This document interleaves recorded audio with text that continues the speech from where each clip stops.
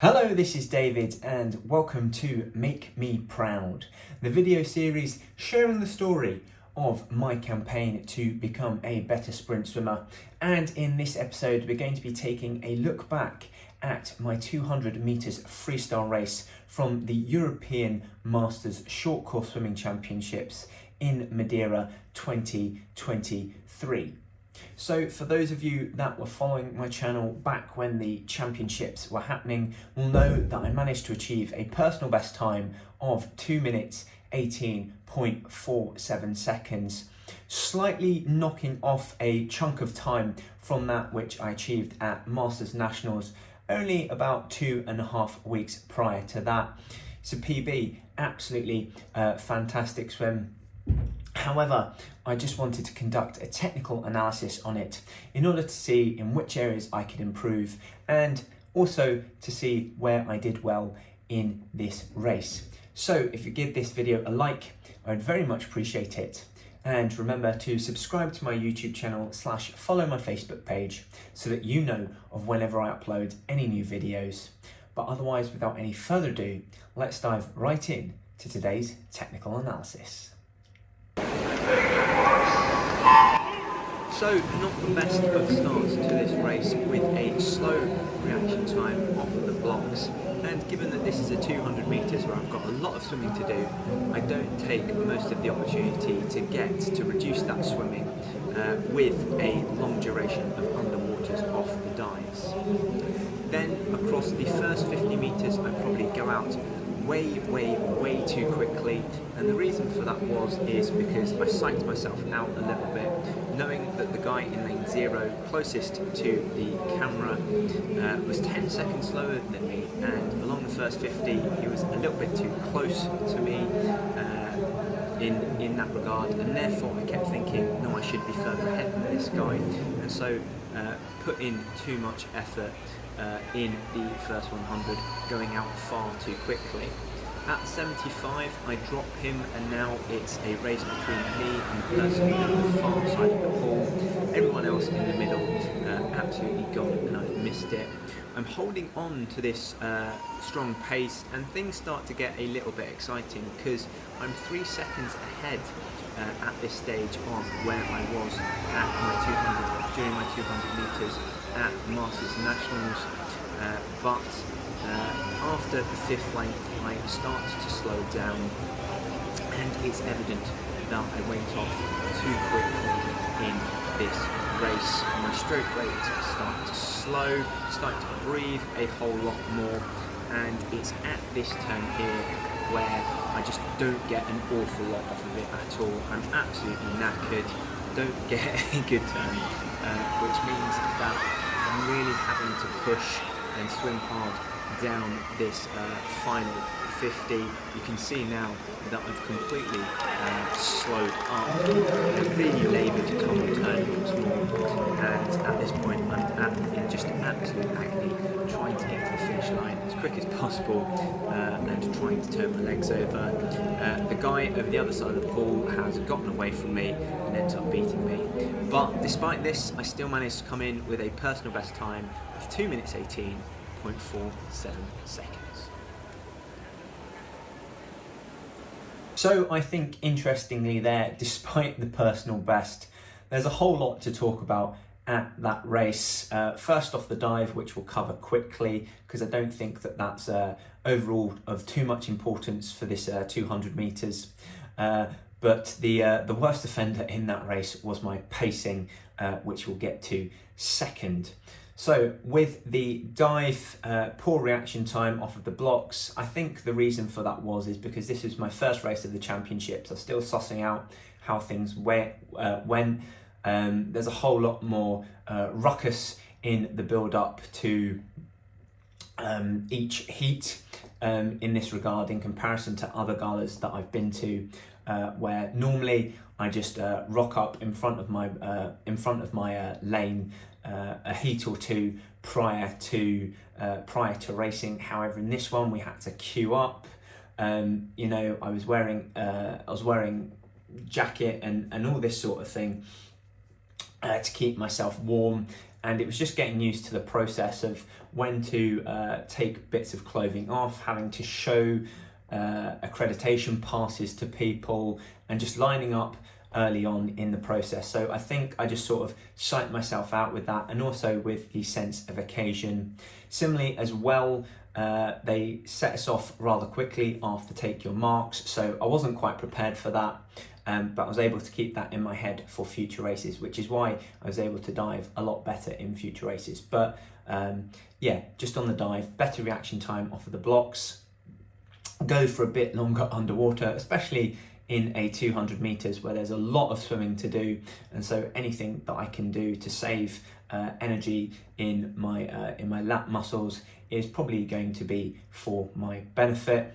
But otherwise, yeah, I think that's just one of those where you tick off to it was a bad day at the office with a start, and just remember to be mentally focused at the start of each race. And also, next time I go to a big European meet, I sort of have a flavour for how the build up to a race is going to go, and therefore I just know that process. But that's all part of the learning process, and is sort of thing to come with the larger events. So I'm not going to beat myself too much up about that.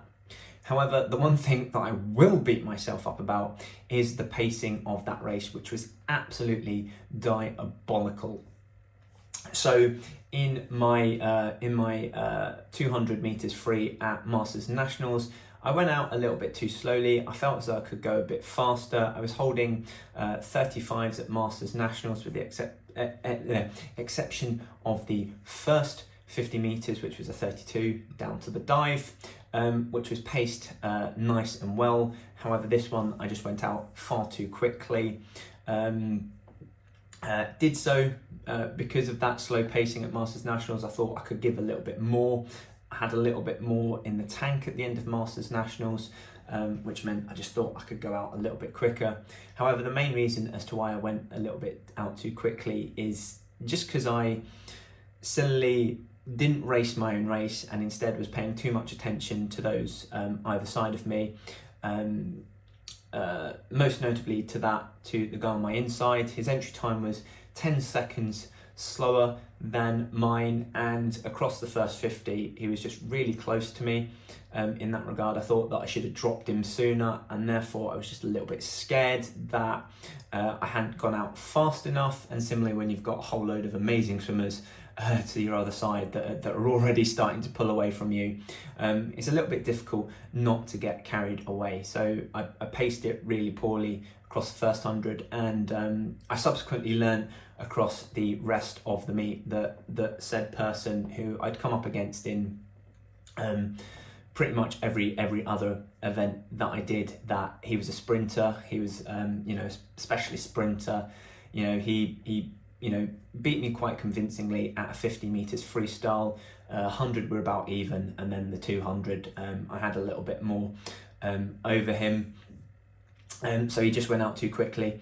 Even more quickly than me. But yeah, I let myself get affected by that, and so that's a massive lesson learned there. Not to allow your race pacing to be dictated by the others in your lane. Get a plan, stick to it, and go from there. Sometimes it needs a little bit of tweaking, like from Masters Nationals. I think it was the right thing to do to go out a little bit faster, but I think I should have found a nice happy medium, maybe trying to hold 34s from each 50, go out in a 31, and then subsequently hold 34s to get a bigger drop, a big drop in time. But I went out far too quickly. I managed to hold it for the first 5 lengths, so the first 125. On the 6th length, I started to lose it slightly, and you can see on the last 50 meters, just absolutely tanking, and I'm just gasping for that wall. That turn from length 6 into 7 again was absolutely diabolical. It was just so laboured. So laboured. I got very little push off the wall, which just made things a whole lot harder for that final 50 meters, because I had no momentum down length 7 of 8. And yeah, it's you know, you've really got to be disciplined in putting that little bit more energy into the push off the wall, so that you save yourself a whole load of energy going down the length. But when you're starting to get that tired, it's really difficult to do so. With breath work, I think that really went out of the window. I went in trying to mimic my